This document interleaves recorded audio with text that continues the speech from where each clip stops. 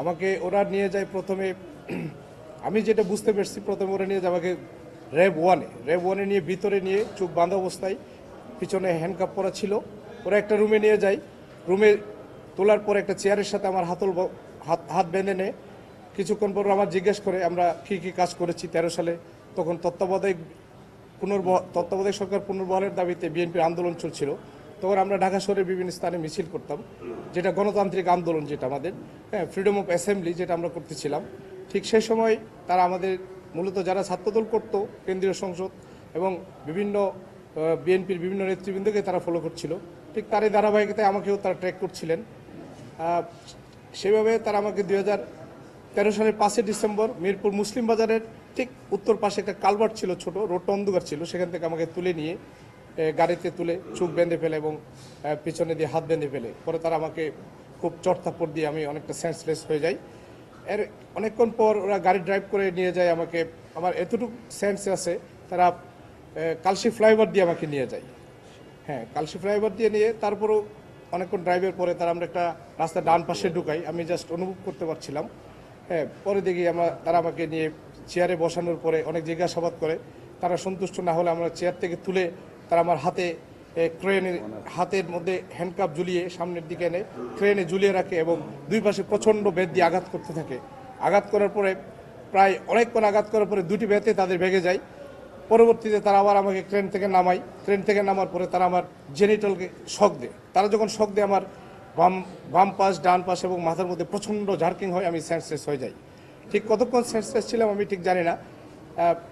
এর কিছু পরে দেখি ওরা আবার আমার শরীরে জার্কিং দিয়ে আমি আবার সেন্স ফিরে পাই। যখন সেন্স ফিরে পাই তখন তারা আমাকে প্রচণ্ড বেদ দিয়ে আঘাত করতে থাকে। তখন আমি প্রায় অনেকটা অচেতন হয়ে যাই। তারা আমার থেকে জিজ্ঞাসাবাদে কিছুই পায়নি। তাদের আমার একমাত্র অপরাধ ছিল, আমি তখন বাংলাদেশ জাতীয়তাবাদী ছাত্র দলের একজন কেন্দ্রীয় সংসদের নেতা ছিলাম। আমি কী কারণে মিটিং মিছিলে অংশগ্রহণ করেছিলাম, আমি আমার কেন গণতান্ত্রিক অধিকারগুলো চর্চা করছিলাম, সেটাই ছিল তাদের অপরাধ। এরপরে তারা আমাকে পিছনে হ্যান্ডকাপ পরিয়ে চোখ বেঁধে রেখে একটা ফ্লোরে ফেলে রাখে। আমি ঠিক জানি না কতক্ষণ পর্যন্ত আমি সেন্সলেস ছিলাম। যখন অনেক পরে দেখা যায় একটু ভোরের আজান শোনা যাচ্ছে, ঠিক সে সময় আমার একটু সেন্স ফিরে। তখন আমি ওদের থেকে পানি চাইলে পানি দেয় না। ওরা বলছে তোকে পানি দেওয়া হবে না, তোর প্রস্রাব করে দেওয়া হবে মুখে। পরে আমাকে বললাম যে আমি একটু প্রস্রাব করবো, আমাকে নিয়ে যান। তারা আমাকে দুজন ধরে, আমি ক্রলিং করে ওয়াশরুমে যাই, আবার হ্যান্ডকাপ খুলে দেয়, চোখের বাঁধন খুলে।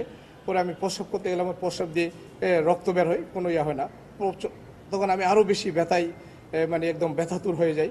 ওখান থেকে তারা আমাকে দুজনেই ক্রলিং করে নিয়ে এসে ফেলে রাখে। এভাবে আমি প্রায় 7-8 দিন কোনো কথা বলার মতো অবস্থা ছিল না।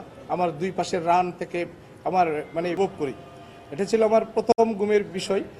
ওরা এইভাবে আমাকে মানে 2 মাস মতো গুম করে রাখে। 2 মাস গুম করে রাখে। প্রত্যেক দিন তারা আমাকে মানে সব সময় চোখ বাঁধা থাকতো এবং হ্যান্ডকাপ লাগানো থাকতো। প্রথম 1 মাস পেছনে হ্যান্ডকাপ ছিল, পরবর্তীতে 1 মাস সামনে হ্যান্ডকাপ ছিল। খাওয়ার সময় শুধু হ্যান্ডকাপটা খুলে দিত। হ্যাঁ, এটা হলো প্রথম গুমের বিষয়। এটা সংক্ষিপ্ত বর্ণনা, কারণ 60 দিনের বর্ণনাতে এত কম সময় বলা যাবে, এটা অনেক সময় লাগবে। আমার দ্বিতীয় গুমের বর্ণনা হলো 2022 সালের 15 অক্টোবর। দ্যাট মিনস 14 অক্টোবর রাত হলে এটা 15 অক্টোবর শুরু হয়ে যায়। তখন আমি থাকি মিরপুর 6 নম্বর বাজারের সোজা একটা বিল্ডিংয়ের 6 তলায়। তখন আমি 2:30টার সময় যখন ঘুমাতে যাই, নিচে দিকে প্রচণ্ড গাড়ির শব্দ। আমরা যেহেতু তখন আমি ছাত্রদলের সাবেক যুগ্ম সম্পাদক কেন্দ্রীয় সংসদের, আমি সবসময় আতঙ্কে থাকতাম। কারণ এর কিছুদিন পূর্বে আমি ইউএস এমবেসিতে গিয়ে আমি গুমের বর্ণনাটা দিয়ে এসেছিলাম এবং বিভিন্ন মানবাধিকারের কর্মীদের সাথে আমি সাক্ষাৎকার দিয়েছিলাম। এটি ধারাবাহিকতায় যখন আমি 2022 সালের 15 অক্টোবর মানে 14 অক্টোবর দিবাগত রাতে 15 অক্টোবর শুরু, দেখলাম আমার বাসার নিচে পুলিশের গাড়ি একটা আসলো। আমি উঠে দেখলাম পুরো গলির পূর্ব পশ্চিম পাশে গলি, পূর্ব পাশে একটা সিটিডিসির একটা গাড়ি, পশ্চিম পাশে একটা পুলিশের গাড়ি। আমি অবজার্ভ করতে থাকলাম। কিছুক্ষণ পর দেখি সিটিডিসির গাড়ি থেকে কিছু লোক বের হয়ে একটা ফাইল বোমা, অর্থাৎ লম্বা সাদা বস্তু টাইপের নিয়ে আসার পর তারা ঠিক গলির মাঝখানে কিছু ইট সন্নিবেশিত করে একটার উপর একটা দিয়ে ঠিক ওই জায়গায় ওরা বোমটা রাখলো। কেউ দূরে গিয়ে রিমোট দিয়ে বোমটা বাস্ট করলো। তখন আমি এই ছবিগুলো ধারণ করছিলাম। ছবিগুলো ধারণ করে আমি বিভিন্ন মানবাধিকার সংস্থা এবং দেশি বিদেশি অনেক ইনফ্লুয়েন্সারদের কাছে, ইভেন কি ইউএস স্টেট ডিপার্টমেন্ট এবং ইউএস এমবেসির মানবাধিকার অফিসারের কাছে পাঠিয়েছিলাম।